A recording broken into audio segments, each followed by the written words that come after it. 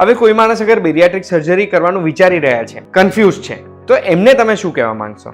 Confuse છે, કોઈએ surgery કરાવી હોય એના સાથે એના કડવા અનુભવ પહેલાં પૂછી લો, પછી સારા અનુભવ પૂછી લો, અને જરૂર પડે તો એના સાથે તમારું પોતાનું પ્રોબ્લેમ સાझा કરો, એના સાથે 1-2 દિવસ 1-8 કલાક એમની પરવાનગી સાથે એના સાથે ટાઈમ ગુજારો, એન્ડ ધેન સેટિસ્ફાઈ થઈ ગયા હો તો પછી એક એવા ડૉક્ટરને મળો જેને આ સર્જરી વિશે સારી રીતે માહિતી હોય. એ તમારા જનરલ પ્રેક્ટિશનર હોઈ શકે, તમારા ફિઝિશિયન હોઈ શકે, તમારા કોઈ સર્જન હોઈ શકે, અથવા તો પછી બેરિયાટ્રિક સર્જન તો છે જ.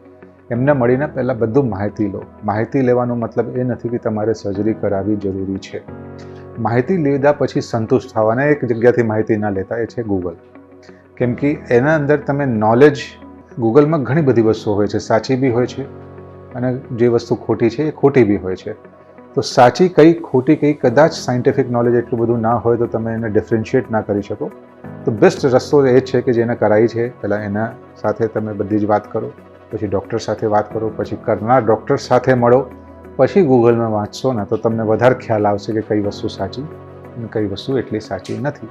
એન્ડ દેન તમે બની ગયા છો કોણ? એક ઇન્ફોર્મ્ડ પેશન્ટ. અને ઇન્ફોર્મ્ડ પેશન્ટ જેટલું સારી રીતે ડિસિઝન લઈ શકે, એક અનઇન્ફોર્મ્ડ પેશન્ટ એટલું સારી રીતે ડિસિઝન ના લે.